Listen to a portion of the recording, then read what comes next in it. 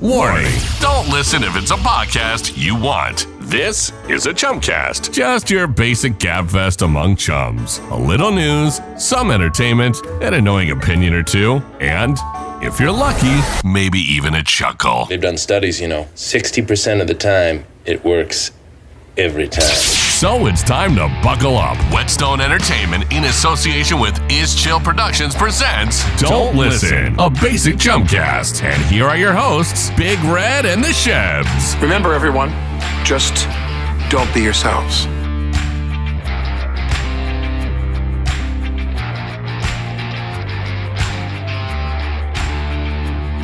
It's showtime. Go time. Fire it up, Big Red. Yo.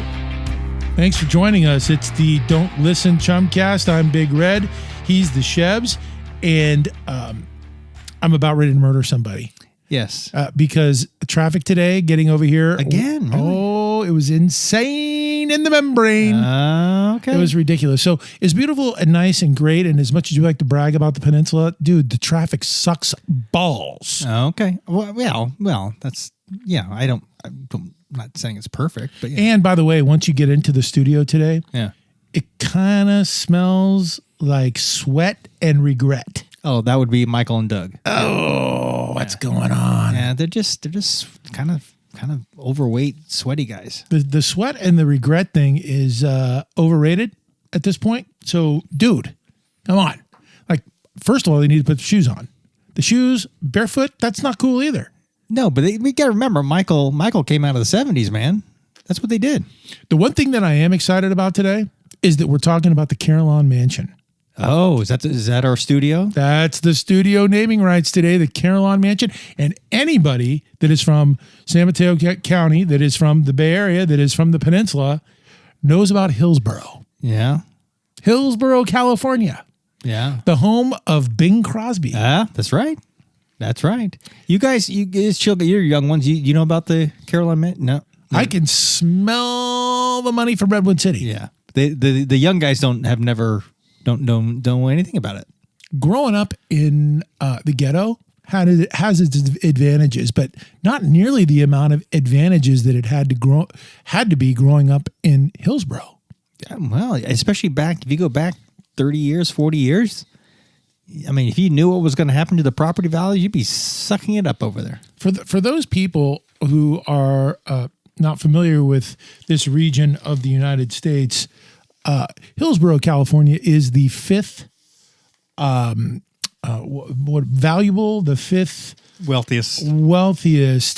city in the U.S. And their shit doesn't stink.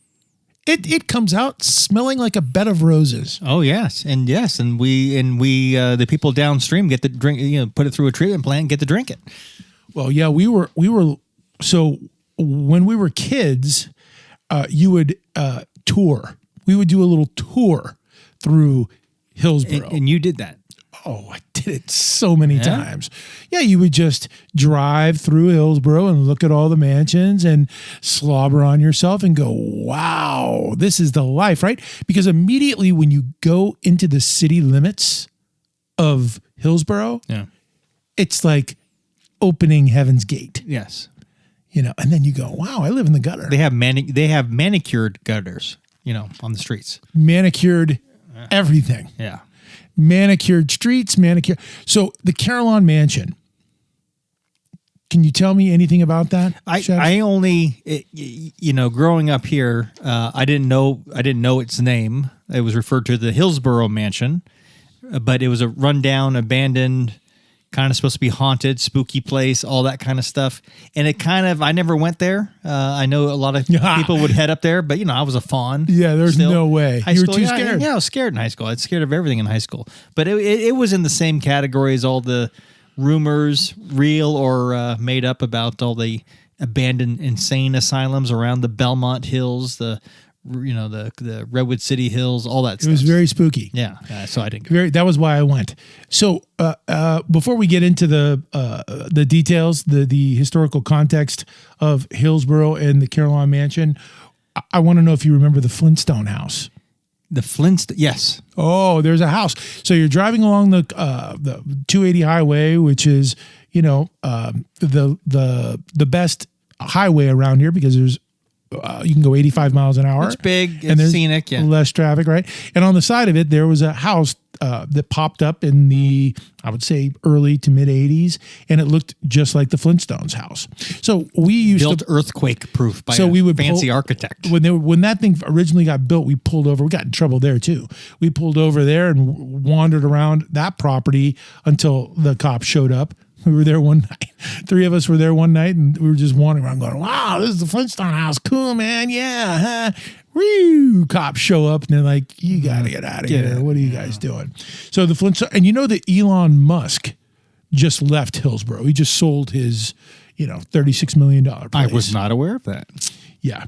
Everybody who's anybody has a house at Hillsborough, right? Yes. Next, and then we're in between that, Hillsborough, and then on the other side is Atherton, which is also right up there. I think it's number 1 in the nation, the most expensive. Yeah, but it's overrated compared to Hillsborough. Hillsborough gets nice. cold, gets a little fogs. It's up on the hill, right? Yeah. But let me give a little bit of the historical context on this real quick before we get into the really good murder story. Yeah.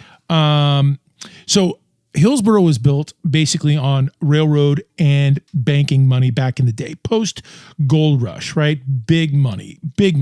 The Hearst family built a home right there on El Cerrito, another piece of real estate that was called the Western White House. Yeah.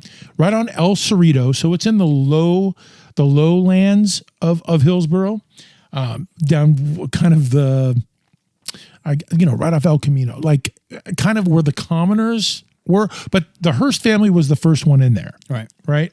And they had enough money at the time. They came from New York, and they had enough money at the time to hire the most expensive architect on the whole planet. And they wanted their house to be designed exactly like the White House, because Hearst had, he was the publishing guy, and he was a liar. He lied about everything. He was like the National Enquirer. Everything all of his headlines were all about lies, right? He was all propagandized, right? He was all trying to get people to read his newspapers. But the house was awesome. The Western White House. It was built. It looked just like the White House. Mm-hmm. So we would pull over there. That's another little trick about Hillsborough is there's no sidewalks and there's no parking. Mm-hmm. So there's nowhere really to pull over, and the houses are all hidden. So you kind of have to know where you're going to get in there. It's true. There was a time where you could go into this property and wander around this property too. So the Western White House was the Hearst family. So they were the big publishers. They got in there first, along with the Crocker family. Do you remember the Crocker Bank? Crocker Bank, yeah. Which became? Bank of the West, I know. Bank of the West, Crocker. So there was Crocker Middle School, right? Mm-hmm. He was a big banker, the big gold rush banker. He was probably ripping everybody off too. When you drive around Hillsborough, there's a whole lot of Crocker going on still to this day. And the name of their mansion was up near 280, up at the top of the hill, overlooking the bay, and it was called Sky Farm. And that is now a private school for like the top 1% people in the world. Oh, didn't know. Wasn't aware of that. Facts of life type girls are going to school there. Yeah, and while you're listening out there, if you're especially if you're outside the Bay Area, just go to Google Maps, just Google Hillsborough, California, and just follow along. You'll see everything here. I got thrown out at Sky Farm. That was Crocker's place. I went there and I got thrown out of there. You went there to go to school? No, I went there to check it out. Like I went there to check it out. I just wanted to see what it was. I was born and raised here and I'd never been there. And it's got this cool name, Sky Farm. And it's like one of the most original mansions ever from the Gilded Age. It's amazing. 8,500 square feet. It's great. And I got kicked out. You go in there and you park and it's like a school. So it's like some, middle-aged dude walking in there solo with a bunch of kids around. They're like, get out of here, dude. Yeah, creepy. Yeah, even though I'm not creepy, they thought I was. Yeah, well, yeah. You get the hairstyle for it. Mm-hmm. So it was all built on, Hillsborough was basically all built on polo grounds. The Burlingame Country Club was built before the 1900s, and there were a ton of ballrooms. So it was a very interesting place because these people were making all their money in the city, And Hillsborough was a great location, right? You didn't want to live in the city. Yeah, that's what the rail line from San Francisco going south along the peninsula towards San Jose. That's what it was for, getting people out of the city on weekends and holidays and so forth, because it wasn't, no one wanted to be up there. And it was known as the Burlingame train stop. The depot there was known as the prettiest train stop in the West. It's still there. It's beautiful. Yeah, it's beautiful. So these long story short, the Carolands Mansion were the Pullman luxury train cars. Yeah. They were the first ones, like when trains were, Leland Stanford and Crocker and all these guys, they were all in on the western end of the railroad. Yeah. Right? They were all, getting their money from each other. They were all building railroads together. They were all chums. They were all buddies, right? So the Carolands Mansion is a French chateau where they got some French person to come in and build this thing. It's like freaking 48 rooms. It's beautiful. Yeah. It's old school classic. Yeah. A French chateau, and it's like 48 rooms. And it was built in like the end of the Gilded Age, which I think was like the early 1900s. And the Gilded Age, for those of you who don't know, was when people were just building these crazy mansions. Yeah. What was the Leo DiCaprio movie, the Robert Redford movie that was filmed at the Hearst Castle? The guy, the dude. The Great Gatsby. The Great Gatsby. Gatsby. That was that was the height of the Gilded Age. Yeah. And that was Hearst before they got into the Western White House. Okay. So anyway, let's get to the good stuff. So the reason why the studios are named the Carolands Mansion is that this thing got decrepit. So it was built, it was state of the art. It was 48 rooms. It had a moat originally. It was at the top of the hill. You could overlook the entire Bay Area. It's a beautiful French chateau. And what was the name of the street that it was on? Oh yeah, Remoulade. It was on, Remoulade Street. I remember because you could just drive up there. Yeah. So anyway, in the early 80s, the place had been garbage. It just went to complete garbage. It was like, sold, foreclosed again. Just kept, the people who were picking it up just couldn't afford to maintain it, and it just got abandoned and run down. And people like us, kids in the late 70s, would just cruise up there, park your car on the side of there was nothing around it because they owned all of that property and never developed it. They subdivided it, but they were never able to develop it. Yeah. So we would just walk around. You would get up there, crack a couple of beers, smoke a joint or two, and walk around and tell scary stories. And it was awesome. I mean, for you would have shit your pants. Yeah. But for people who got off on that kind of stuff, it was really fun. Like I took a lot of girls up there. We had a lot of fun. A lot of my buddies went up there. We'd just go up there just to waste time. We didn't have cell phones. Yes, but my instinct, my scaredy cat instinct actually proves true, doesn't it? Yeah, it does. In the end, it does. In the end, people should have stayed away. But I want people to imagine this Falcon Crest, this dynasty, this remember Dallas. The dynasty home is out here. It's the Filoli. Yeah. It's like that kind of a situation. And at this point, it's gutted. Like you can just walk everywhere throughout this entire, and it's just an amazing. So it's fun. Before cell phones, this is what we did for fun. But and we were doing this all before 1985, because in 1985 they kind of put a little gate on the outside of it, and they put a security guard in there because of all the stuff parties you were doing, all the parties that were going on up there.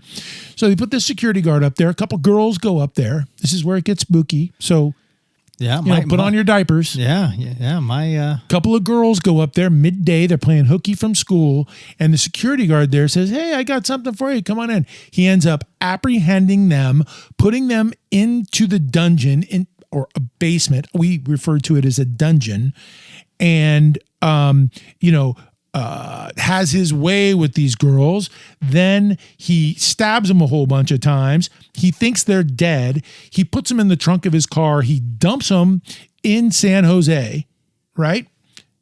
The kids go missing. No one knows what's going on.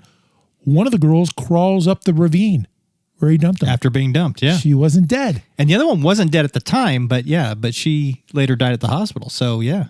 Identified him, and the dude goes to death row. Death row. I think he might still be there. Yeah. No one's been executed here in a while. So Yeah, he might still be. But see, I'm just telling you, that's why I didn't go to those insane asylums that are abandoned. I didn't go to these mansions that are abandoned because there's always some serial killer. That's how horror flicks start.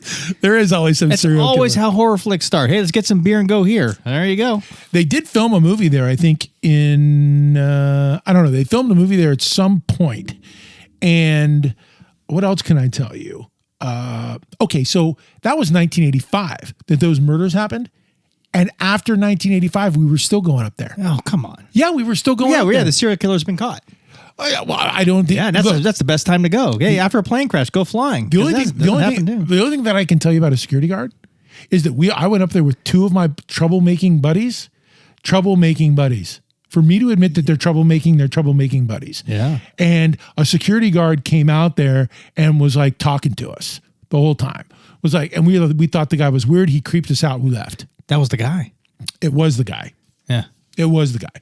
And there were all these people that after that happened, they would take you up to you would go to the Carolands Mansion just to freak people out, to tell them the story of there was a security guard here that people got, and you would take them into the basement. All I'm saying is that it's for another day, but this whole San Francisco Peninsula Bay Area stuff, we had a lot of killers throughout the 70s and 80s. I'm just saying. We had our share of serial killers. And we're lucky to be alive, dude. I'm just saying. There was a lot of things going on here. After the murders we were still going up there. After 1985, we were still going up there. We're just running around without anybody knowing where we are. I mean, seriously. The Carolands Mansion. So, people from, outside of the Bay Area, check out Hillsborough. Yeah, look it up. It's actually an interesting read. There's a lot of stuff online about it. About just the mansion, the history, and the murders, and so forth, and what it is today, and some crooked stuff. I think some rich people taking advantage, saying they're going to make this a little national landmark and taking the tax write-offs and not leaving it open. So there were some famous people in Hillsborough. Just saying, yeah. Bing Crosby. Yeah. Alicia Silverstone. Oh, really? Yeah. Nice. I always wanted to do her. Well, there you go. So, all right, so what's coming up on the Chumcast today? Well, what's coming up? You got... I'm excited about today's show because we get to talk about the fantasy football or fantasy sports and how everybody is obsessed with fantasy sports. Oh, I can't wait for that.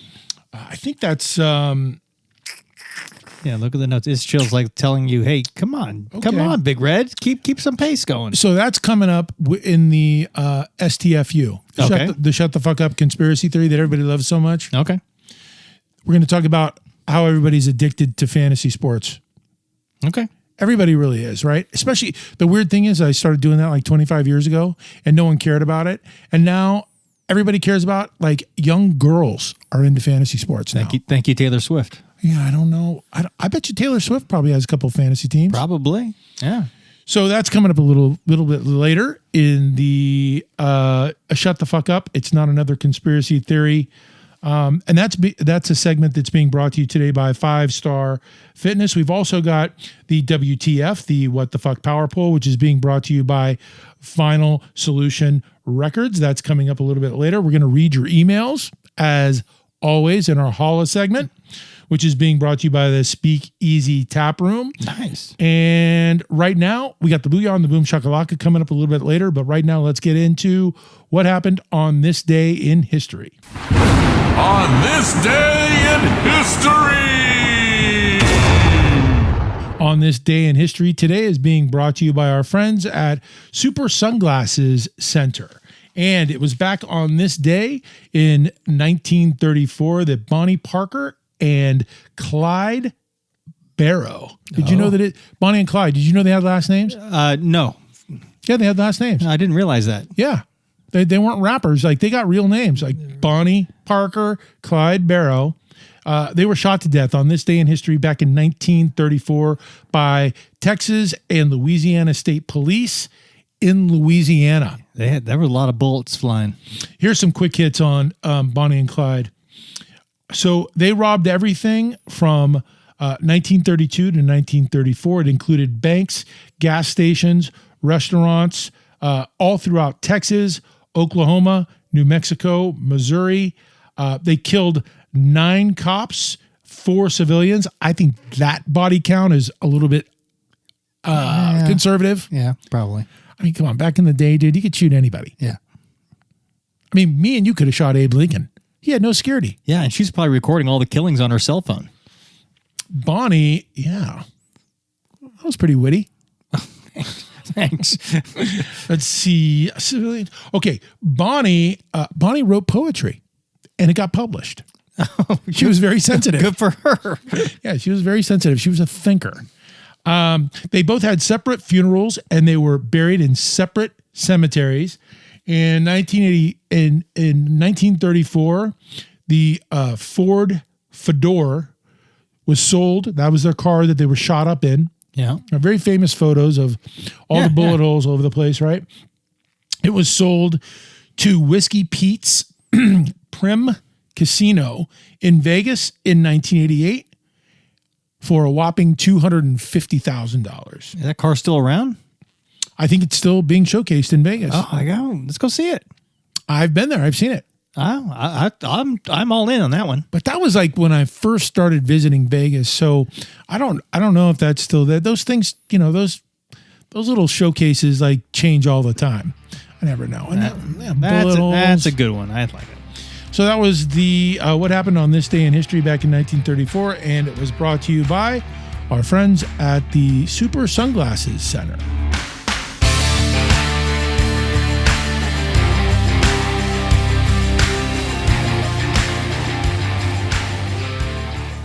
The Don't Listen Basic Chumcast. Just the latest batch of insanity. Don't listen. 3, 2, 1, go!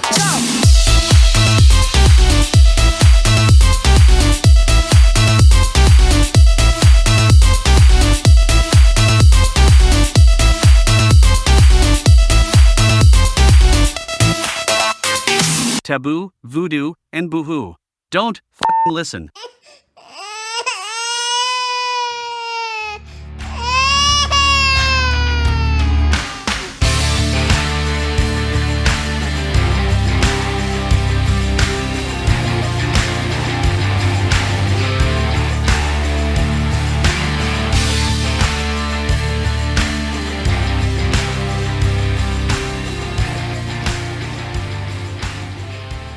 It's easy like Sunday morning.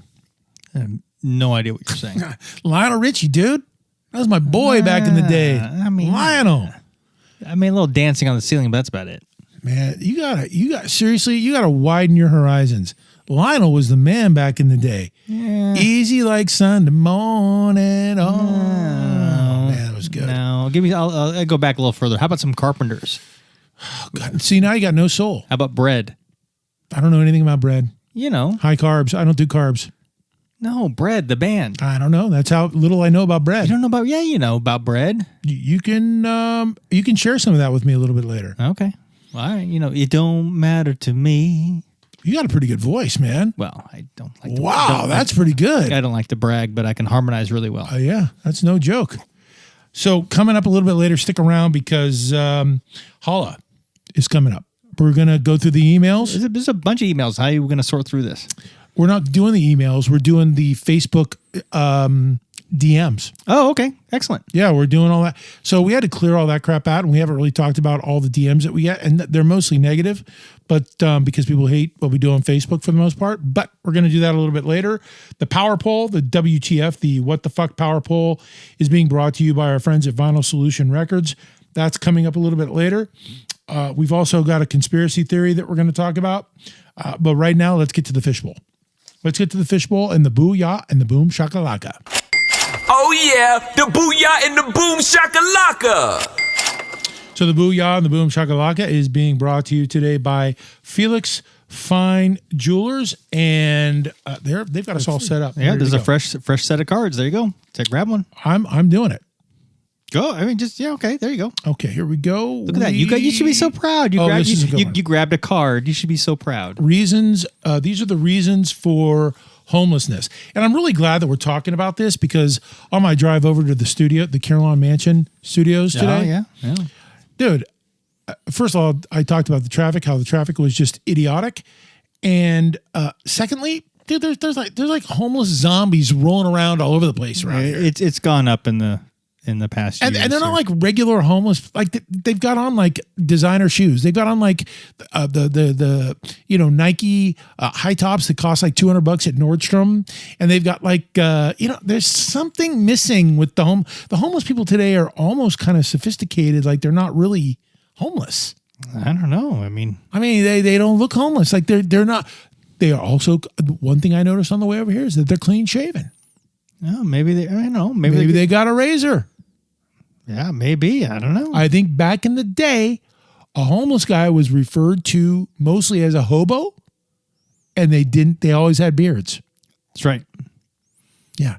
They have all grown up. And a stick with a handkerchief that had their stuff in it. I think they're all grown up now. I think they've evolved.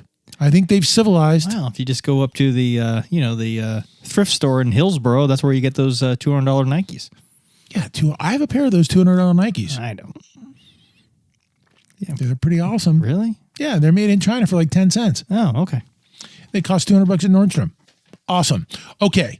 So I think this is going to be pretty interesting to some people because the homelessness thing, we just cannot get our brains around this as a culture, as a society, right? Well, yeah, they can't. The government can't solve it. Nobody, or they don't want to. I don't know what's going on. They keep talking like they can solve it.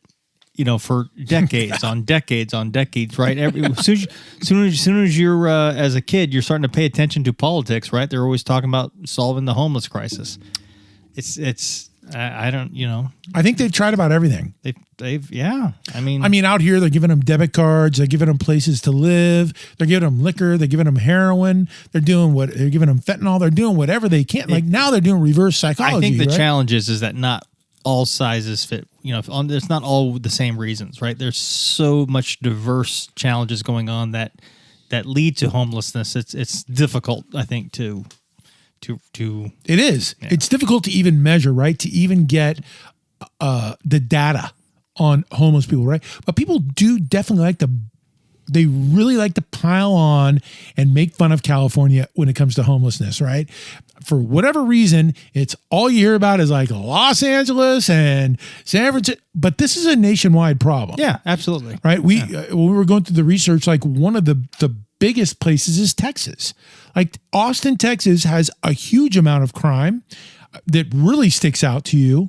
And they have a huge amount of homelessness. Washington, D.C., the growth of homelessness and crime, I don't know if this goes hand in hand, but the growth in those two metros has been, I will say, a little bit more severe than in San Francisco in Los Angeles. But if I was homeless, I'm going to San Francisco or Los Angeles. The weather is far better. I mean, you can survive all year round. That's the key. Yeah. Washington, you're going to burn up. DC, you're going to burn up. And then freeze up. Yeah. And in Texas, you're going to get hit by a tornado or something. And they get cold snaps down there too. I mean, so it's hard.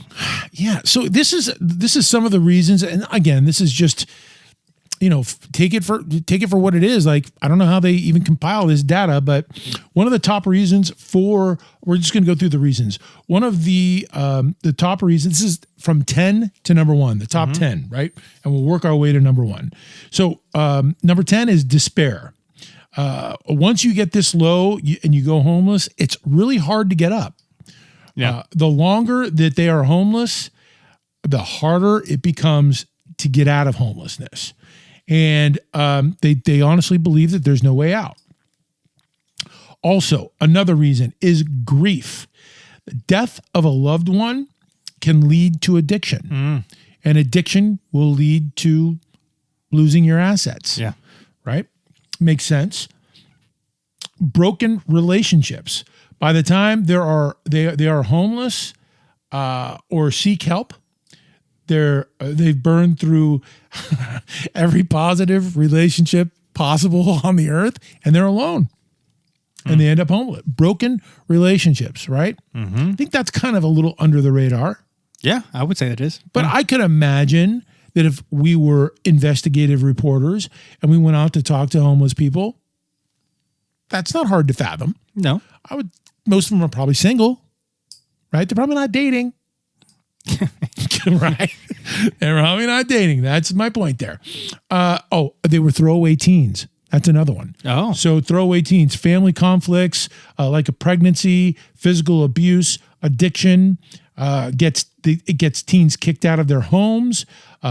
Even kids in foster care often wind up homeless. Mm-hmm. Post-traumatic stress, well over 250,000 homeless are what? Veterans. Yep. Bing. You got that right. That's a huge number. Why do we treat our veterans like such shit? Why do Americans do that to their vets? It's just crazy.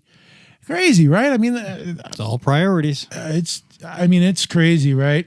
That's 250,000 of the homeless people are, and that's probably higher now. I would think that's probably even worse. So another reason why people become homeless is foreclosure. 10% of people that are seeking help from homeless organizations it's due to foreclosures. And that's a 32% jump since 2010. Wow. Dude, it's not easy to live in America. Everything's expensive. Foreclosure. Yeah. Foreclosure, where are you going to live? Job loss and lower wages, higher cost of living, unemployment, I know you're all waiting for this, mental illness, right? This whole mental illness thing. Everybody loves that word now. Mental illness. 6% of the American population is ill. 6% of the American population is ill. In the homeless population, that percentage jumps to 30%. Yeah. So 30%, and I'm going to say maybe higher than that. Yeah. Driving on my way to the studio today, I could see a lot of mental illness. I could just see it. You can see it. When you got it, you can see it. Yeah. I'm mentally ill. I've been mentally ill for a long time. But you're some level functioning. So I'm functioning mentally ill. Domestic violence, naturally, nearly 50% of homeless women and the children all come from abuse. Yeah. And number one, come on, addiction. Yeah. 68% of U.S. cities report addiction as the top cause of homelessness. Yeah, and you go through that list, and there's a lot of cross-pollination, right? Addiction previously leading to loss of friendships and relationships and stuff like this. There's a lot of different things. And then when you look at solutions, look for ways to help. It's not one size. It's not one size fits all. You gotta really. It's almost like individual education plans in schools, right? You almost got to customize. Search out, find somebody that's needing help, and then customize the resources. But once you help somebody, the pipeline of all these same things are just refilling those spots. So it's hard. It's really hard. But I think it is hard. But as we look at this list, the question that I have is the common thread.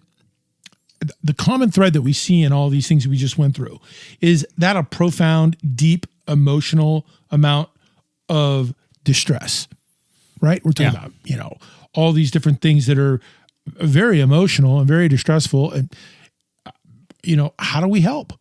How do we help? Well, there's no, if you look at it, right, if you just take like the mental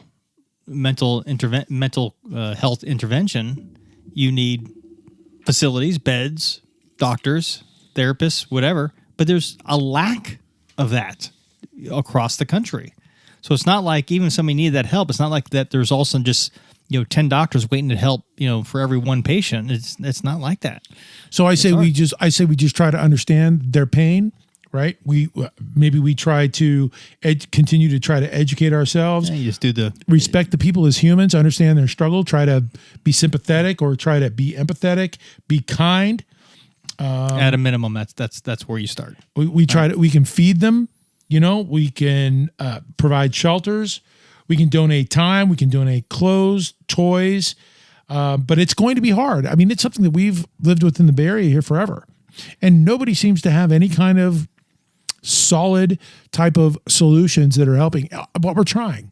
We are trying out There's here. probably programs and groups that are having successes, but there's, again, the pipeline is just keeps, they just keep, the challenges just keep coming. So there you go. I would say maybe just a unified, committed effort towards, housing the homeless people. And I think there's got to be some sort of emotional rehab involved with this. It's not going to be cheap. It's going to be expensive. But figuring something out, I think, should be a priority in this country. And it's hard.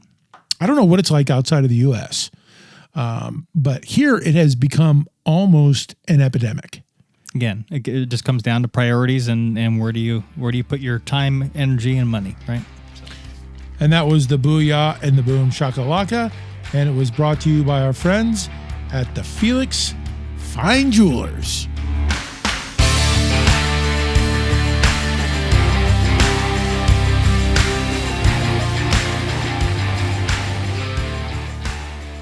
Don't listen, chumcast.com. Jesus, take the wheel. Don't listen. 3, 2, 1, jump!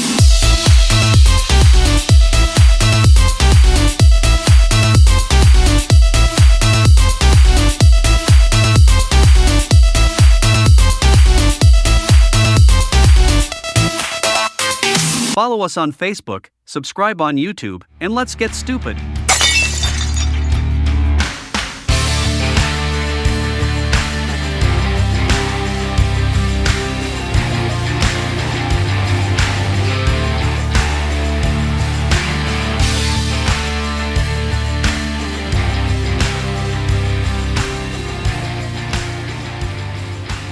Welcome back. It's the Don't Listen Chumcast. I'm Big Red. He's the Shebs. I want you guys to stick around because coming up, we're going to get into your Facebook DMs.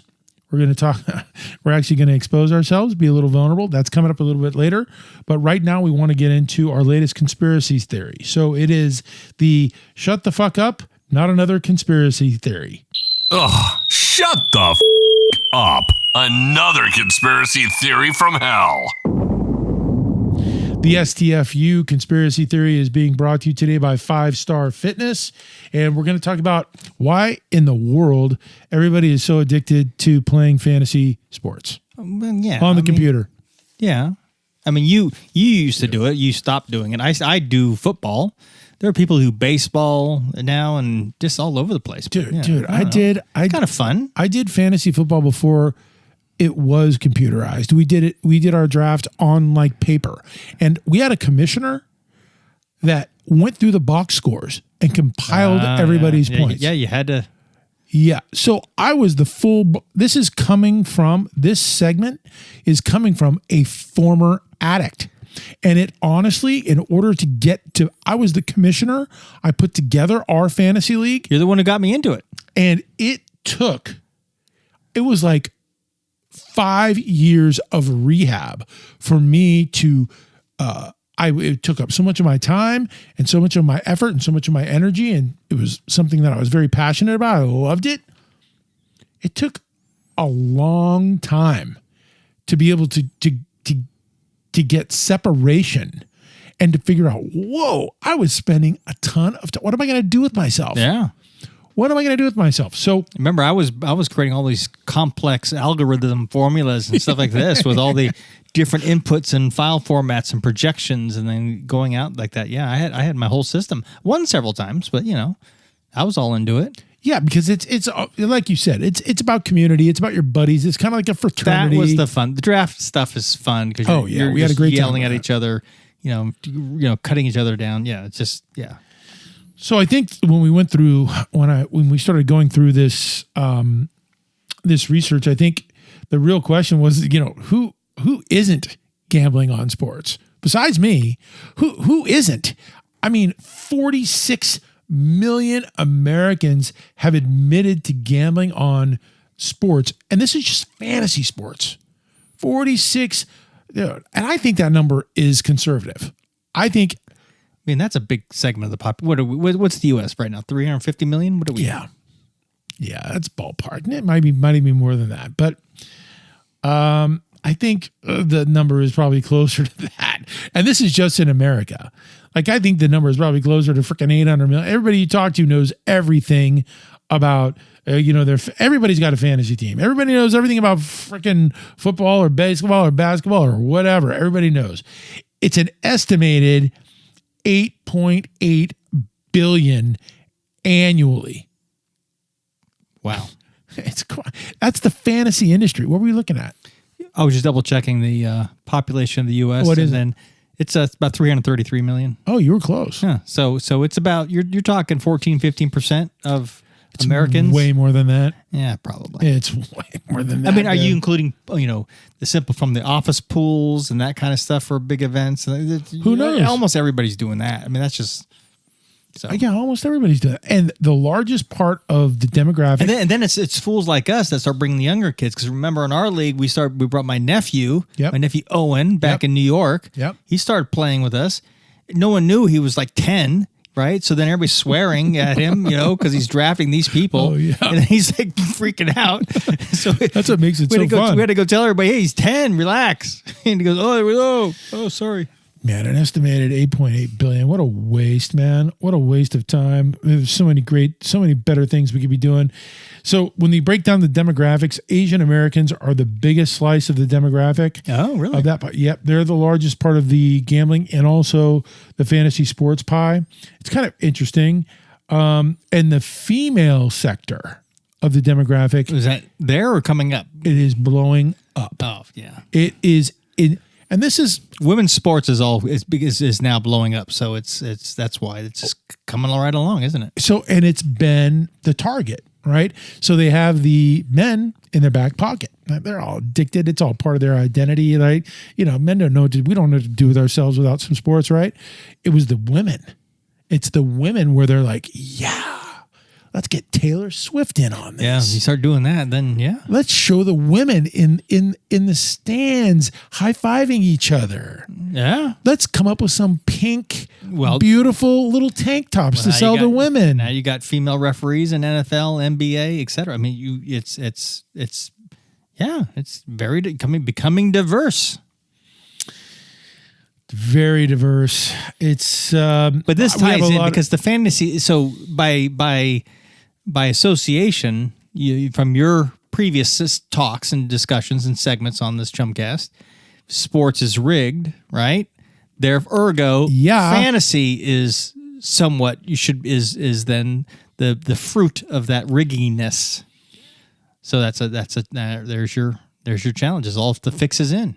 Yeah, but we're all playing on the same fix, so therefore it's a fair competition. Yeah, look, I don't want to, sound like I love a conspiracy, but I don't want to sound like a paranoid schizo freak with this whole thing. But I will tell you that the target right now, they're making a ton of money on gamblers, and the fantasy thing ties people into the networks. They have to watch the games every single freaking week. They're checking their phones. And all the sports teams now are in Vegas.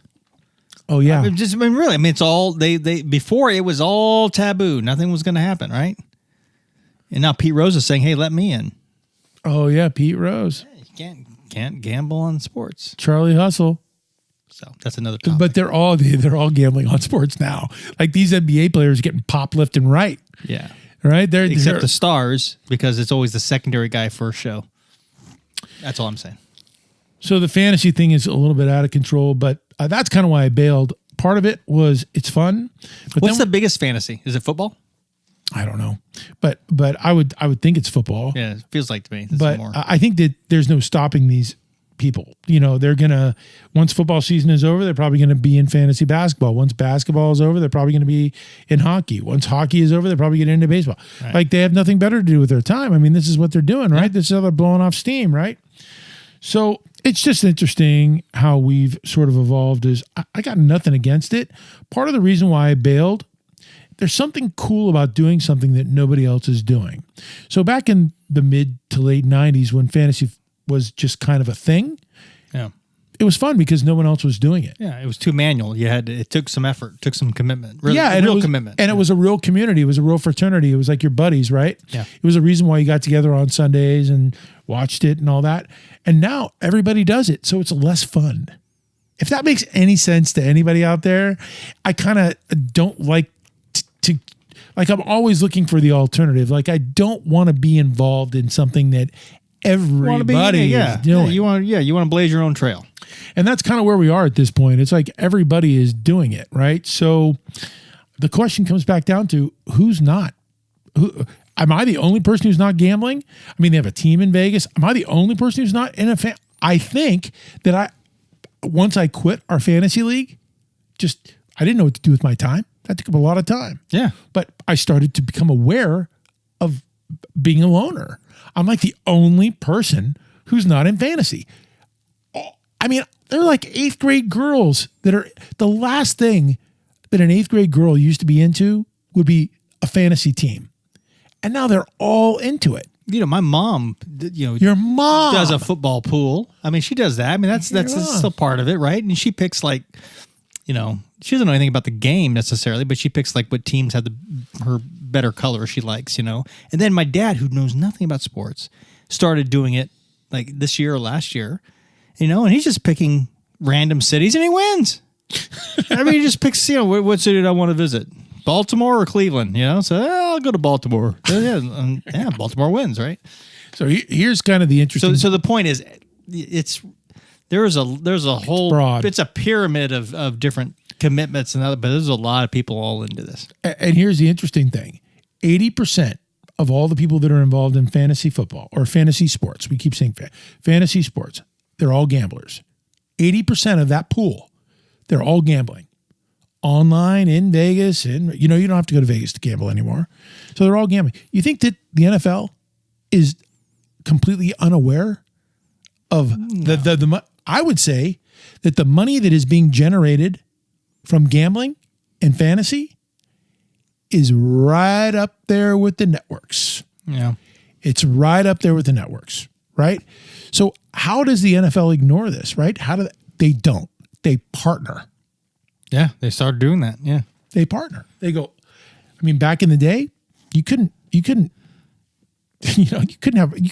dream of having a sports team in Las Vegas where everybody was going to gamble on everything. Nope. Now they've partnered up. I think the largest sponsor of sports in America is Caesars or MGM. The largest sponsor. So we got a problem. We got a lot of time on our hands, right? We got a lot of time. We're sitting behind the computer, looking at monitors, looking at our points. Yeah, and just wait. If this keeps going the way it's going, this will crack the top 10 reasons for homelessness.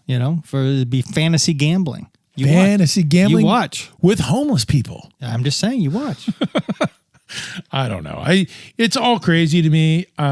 It's a different life not being involved in it because everybody's involved with it.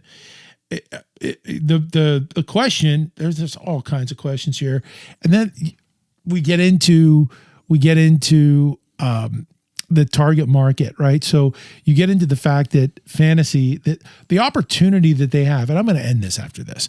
The opportunity that they have is with women. Let's just be honest, right? Right. The men are in their back pocket. They've got the men. The growth market is in women, and I think especially young women.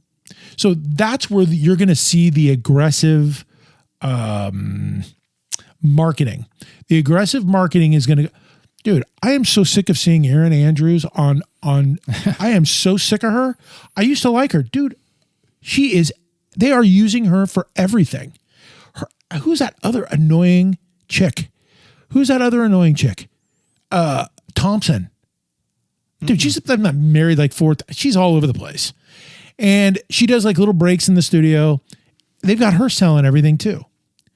So I'm not going to say it's annoying or anything, but it has certainly. Well, they're bringing in more females into the broadcast piece, which is the gateway to the games themselves, which has, the females now part. And remember, even the coaching staff, like the Giants have a female coach, right? The San Francisco Giants baseball team has a female coach. Referees. Oh, female coach. On the team. Coach. Yeah. I wonder how that works in the locker room. They're fine. Giddy up. I would be fine with that too. But they're not. No, they're not even. The players aren't even flinching on that one.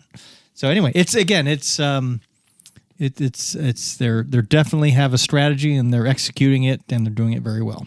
So the question is, so I guess Erin Andrews is like, we haven't talked about the merchandising. So I guess that, Erin Andrews is sort of the ambassador into the merchandising because she makes everything so cool, right? Like, she's all over social media all the time. She is selling her own line. She's all over the place.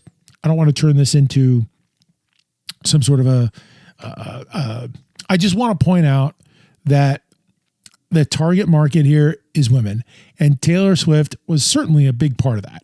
Yeah, and remember a couple months ago when the Kansas City kicker guy was speaking, and making again, he's religious. He's speaking at a Catholic college graduation, right?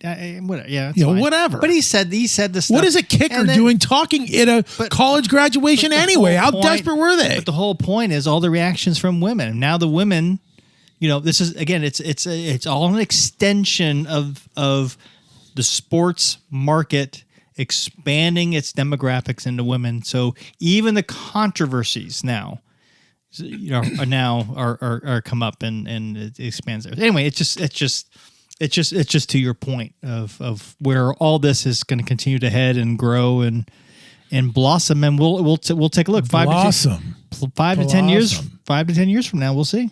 It's crazy. See where we're at. When you think about it, it's crazy, right? So, the amount of time, you think about the things that we could do with our time that we are not doing because we're watching rigged sports, in my opinion, and we're gambling on rigged sports, and we're playing fantasy sport. Are we that pathetic? Have we just dumbed down to a situation where we are not going to do anything constructive with our time? Yeah, pretty much. Well, we are just controlled by sports. It's so crazy, right? Yeah, and if you're not listening to sports or playing fantasy games, you're probably trying to do a Chumcast or a podcast. Talk about stupid, or you're talking about it with your buddies. I'm just saying, you're talking about it, and now,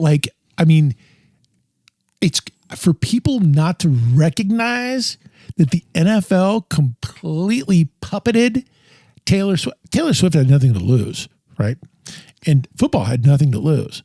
But to frickin' puppet that thing in your face, dude, that was all about growing that market. I don't think they're idiots. It's a business. At the very end of it, the bottom line, it's a business. And I don't want anybody else to worry out there. My nephew Owen, who was 10, is not 10 anymore and can totally swear now. He's hanging with all the big boys, so he's all good on that stuff. Oh yeah, we didn't even talk about India. India has 160 million fantasy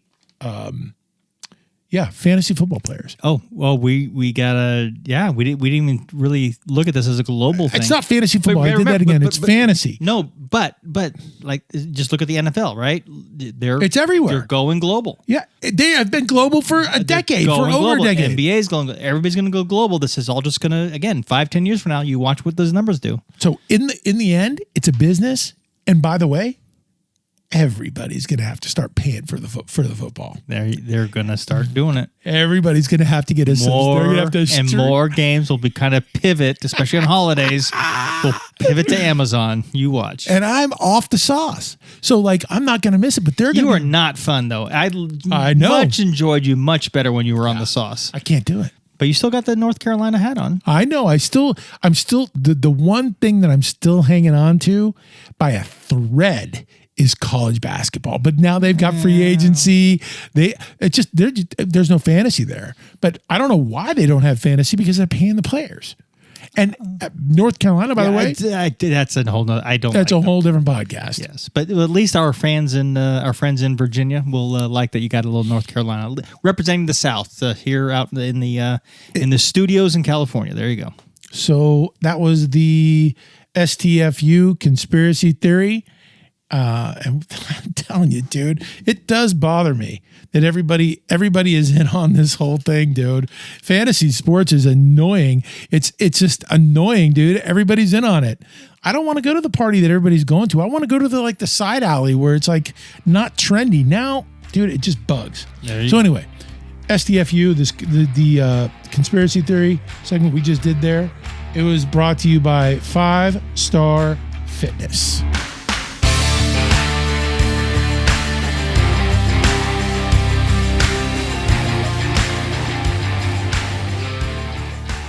Don't listen. It's a mind virus.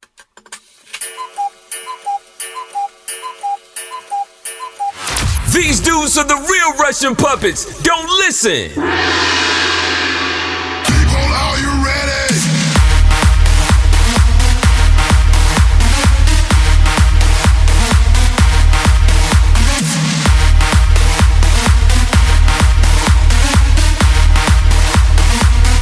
Are you ready?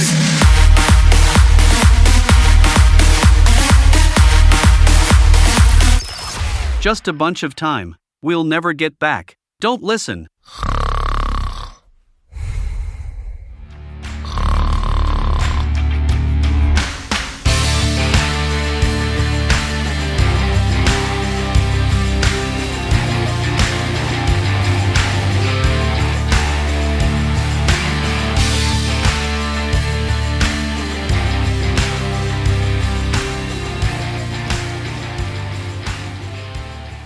Welcome back to the Don't Listen Chumcast. I'm Big Red. He's the Shebs, and we're almost out of here. Yes, but thank you, Is Chill, giving us. What did they bring you? They got you a beer. What kind of beer is that? They brought Stella beers in here. All right, well, the big boys. They brought me a Smirnoff Ice Smash. I like the fruity. I wonder why. Yes, well, I am wearing a pink shirt today, so thank you. Very, very 80s, very neon. Is Chill, tipping our caps here to Evan, Daniel, Eric, Marcio, and of course Rachel. And standing behind them are lovely friends Michael and Doug from Whetstone Entertainment. So thank you guys very much for the alcoholic beverages. All right, before we get into the Facebook DMs with Hala, real quick, go to the website if you're interested. Don'tListenChumcast.com and go to the Power Poll, the WTF, What the Fuck Power Poll. What the Power Poll?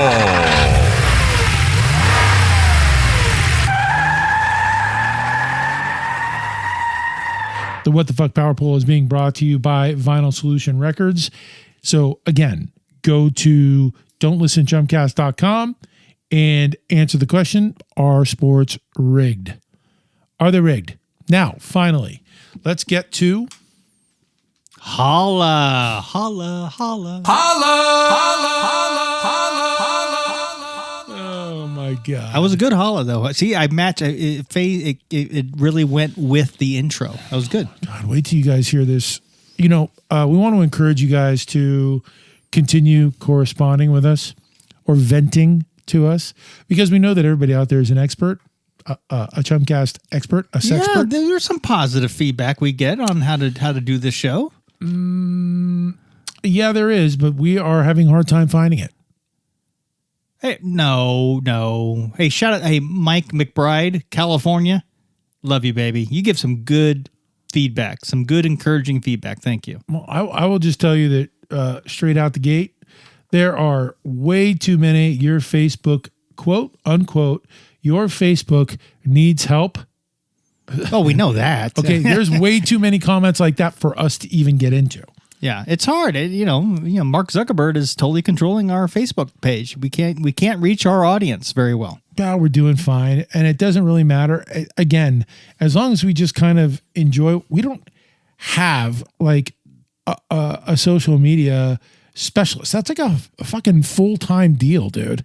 Like, we don't have time for that shit. No, I mean, we thought Is Chill would be experts at it. They're not. They're not. They're all production stuff. They don't do that stuff. No. So, Facebook, I'm sorry that we're not, spending enough time for you people, for you Facebook creeps. I'm sorry we're not spending enough time on that, but it is what it is. Just deal with it. We love these challenges. We live for these challenges, and we will do our best. But I will just tell you that Facebook is freaking creeper central, bro. Yeah. Zuckerberg was a creeper. He never got laid. He kind of got laid, didn't he? He had to. I don't think he ever got laid. He couldn't talk. He was in the corner getting drunk, doing stupid shit. He stole Facebook, And then what he's created, and screwed his partner out of it. Yeah. And then what he's created is all these creepers, because he's a creeper. So everybody who's on Facebook is creeping. They're all creeping. They're just looking at people's stuff. They don't want to give them a thumbs up. They don't want to give them. They're all creeping. So we're a little bit frustrated with that whole situation. But we get a lot of these messages. These people participate. We do get, but we got. Who do we have? We have Audrey and Angie and Julie. I'm not saying. I'm not saying Stacy. I'm not saying that there aren't, people involved. People. They are being nice to us. They obviously are following to a certain degree, and they are interacting to a certain degree. But we are not in control of these algorithms. No, but most of the negative stuff comes from out of state. Let's see. I think. Oh yeah, like Uranus, Yoda from Uranus. Yoda from Uranus. Fake names. Come on. Big Red. He got me into Buddha, so I kicked down $50. Oh, okay. So I know who that is. And there you go. And by the way, I'm listening to The Mountain. There you go. That's Yoda from Uranus. It's pretty funny, right? I tell you, that's a nice mountain, the mountain reference, where we are live every Sunday evening, 11 p.m. Eastern, 8 p.m. Pacific on the mountain.live, 101.5 FM. So, Shebs, this one's for you, dude. This guy's like, dude, why are you so scared? You got to let it go and live a little. This is from Tully in Boise, Idaho. Oh, I might know who that is.